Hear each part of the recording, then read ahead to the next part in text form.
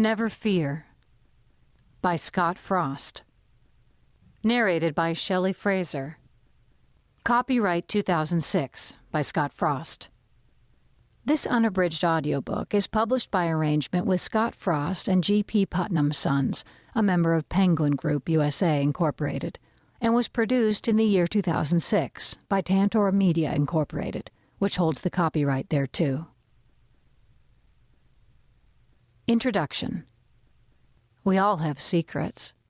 In childhood, they're innocent, tucked away in the imagination like a favorite toy hidden from a sibling under the bed. If you're lucky, that's the way they remain. I haven't met many lucky people. My mother divorced my father when I was 5. What I know of him comes mostly from reruns on Nickelodeon that appear late at night, replacing actual memories of my own. On an episode of Gunsmoke, he was a hapless traveling salesman who was tarred and feathered by drunken cowboys for trying to sell them bicycles to replace their horses. On an episode of Bonanza, he played an Indian who was shot to death for falling in love with a white woman. He was in one movie titled War of the Colossal Beast, a low-budget horror film about a giant cyclops that terrorizes L.A. The beast stepped on Dad while attacking the Griffith Park Observatory. They're what I have instead of home movies.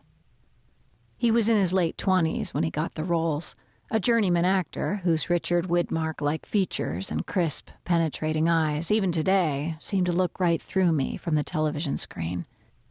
Shortly after the divorce, he disappeared from our lives. Not one letter was ever sent, not one phone call made, not on birthdays or Christmas, not ever.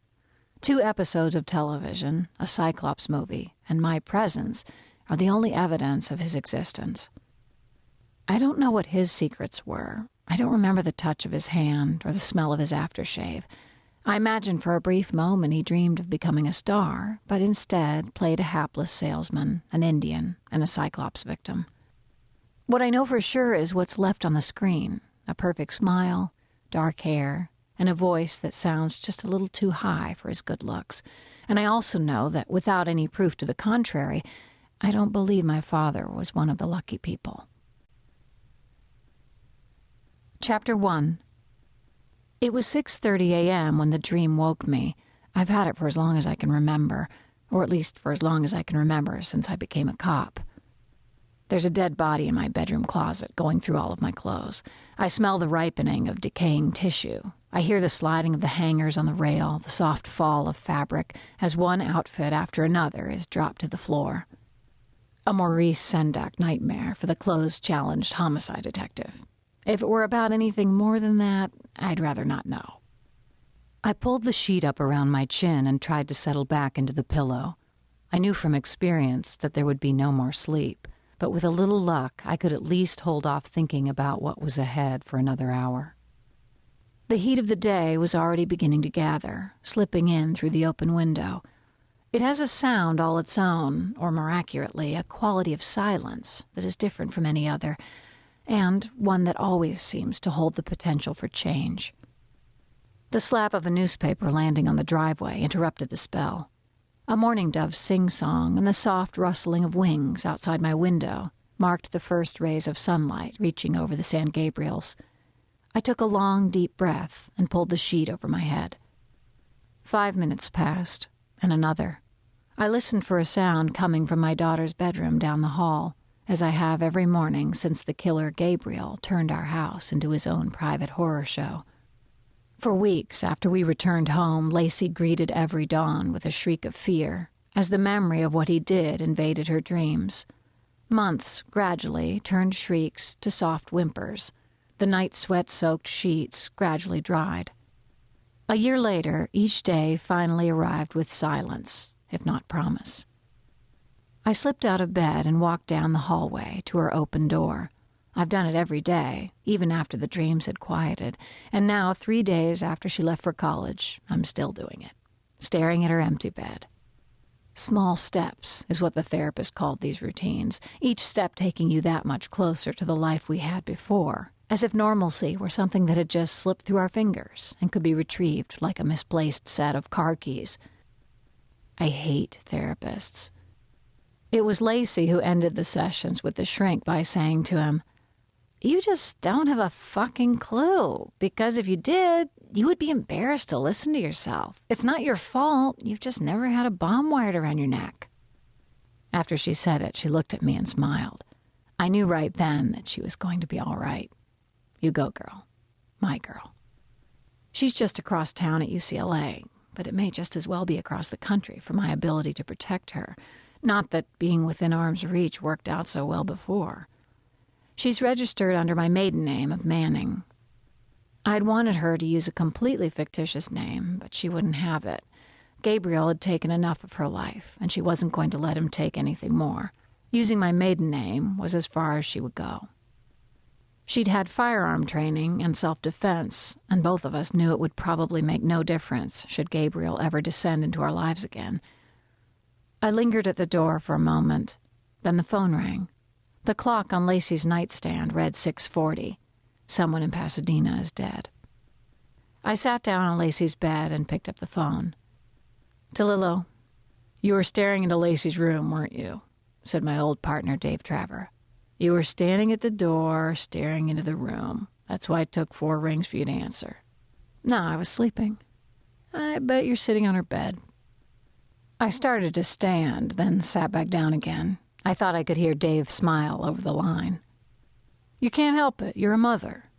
That would be Lieutenant Mother to you. You want to come over and look at the twins? You've never seen anything so perfect. I still can't figure out how I produced something so beautiful. You know, the first night they go on a date, you'll be hospitalized. They're never going on dates. If Traver were as natural a detective as he was a parent, no crime would ever go unsolved. Where's the body? I asked. An apartment near Caltech. Emmy believes it's natural causes. You want me to come and look? No, I think he's right. So you called because...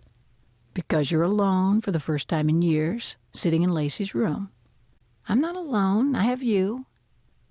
The silence on the other end lasted a moment longer than is natural between us. What? I asked. It's probably nothing, but you got a fax last night at the office. Part of a fax, a cover sheet. It's on your desk. From... That's the thing. It's the same last name that Lacey's registered under at school. Manning? Yeah, first name John. It said 1 page to follow, but it never came through. Where's it from? 213 area code. Downtown? You know a John Manning? Traver asked. No? You want me to look into it? No, I will. You think it's something? He meant, did I think it could be Gabriel? I don't know.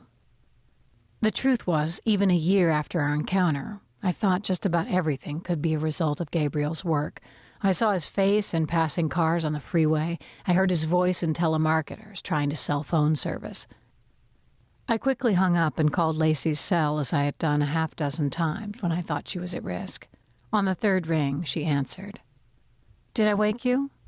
No, I was having a PTSD moment. My heart jumped a beat. Are you... I'm joking. I'm lying in bed listening to the radio. I have a class at 9. Are you being a cop, or is this an empty nest thing? I received a fax from someone using the name John Manning.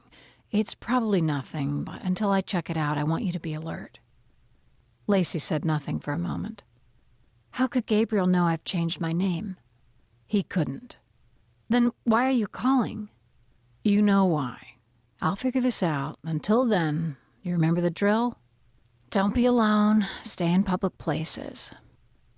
Neither of us said a word for a beat. At some level, words seemed useless when it came to what Gabriel had done to us. Like I said, it's probably nothing. Then who's John Manning? Lacey said. It was just before 9 when I pulled into headquarters on Garfield. A Santa Ana wind was beginning to blow down out of the mountains, hot desert air rushing toward the Pacific that can blow 50 miles an hour. If the winds continued for 24 hours, you could bet the car that crime would be up in Pasadena. If they blew for 48 hours, bet the house that a fire freak with a box of matches would start an inferno. Detective Dylan Harrison was waiting for me at the entrance to the building with a cup of coffee. The crescent-shaped wound near the corner of his eye from Gabriel's explosion in my kitchen had healed into a thin, raised line of pink skin. He held